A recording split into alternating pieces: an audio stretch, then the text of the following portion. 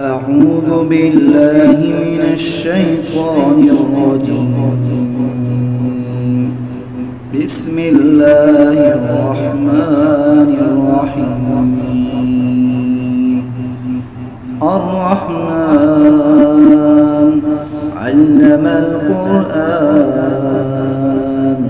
خلق الإنسان علمه البيان الشمس والقمر بحسبان والنجم والشجر يسجدان السماء رفعها ووضع الميزان ألا تطغوا في الميزان وأقيموا الوزن بالقسط ولا تخسروا الميزان والأرض وضعها للأنام فيها فاكهة والنخل ذات الأكمام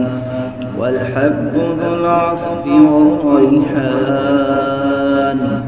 فبأي آلاء ربكما تكذبان خلق الإنسان من صلصال كالفخار وخلق الجان من مارج من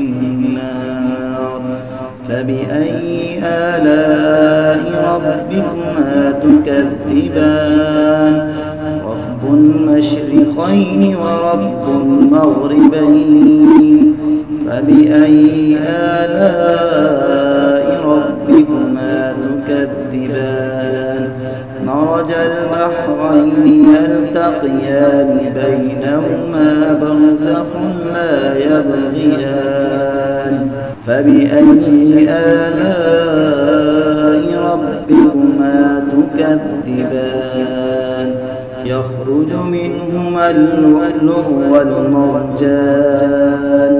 فبأي آلاء ربكما تكذبان وله الجوار المنشآت في البحر كالأعلام فبأي آلاء ربكما تكذبان كل من عليها فان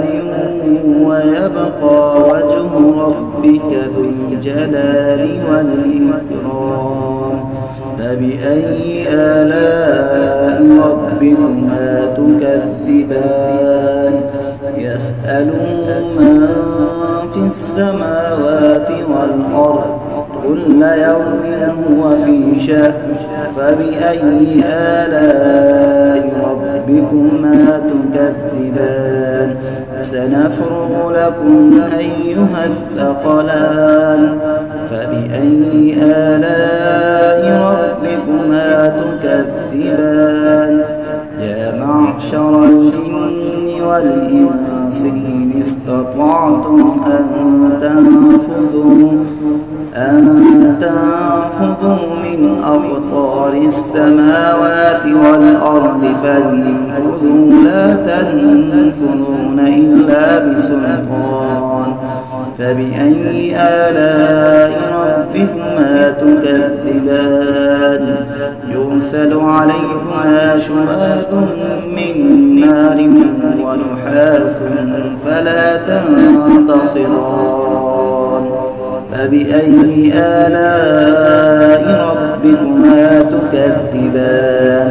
فإذا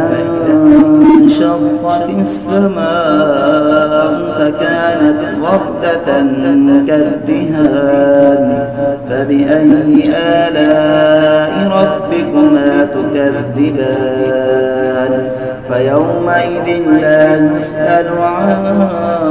ذنبه إنس ولا جان فبأي آلاء ربكما تكذبان يعرف المجرمون بسيماهم فيؤخذ بالنواصي والأقدام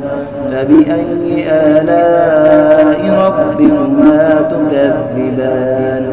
هذه جهنم التي يكذب بها المجرمون يطوفون بينها وبين حميم آن فبأي آلاء ربكما تكذبان ولمن خاف مقام ربه جنتان فبأي آلاء ربكما تكذبان ذواتا أفنان فبأي آلاء ربكما تكذبان فيهما عينان تجريان فبأي آلاء ربكما تكذبان فيهما من كل فاكهة زوجان فبأي آلاء ربكما تكذبان متكئين على فرش بطائنها من استبرق وجنى الجنتين دان فبأي آلاء ربكما تكذبان فيهن قاصرات الطرف لم يطمثهن إنس قبلهم ولا جان فبأي آلاء ربكما تكذبان كأنهن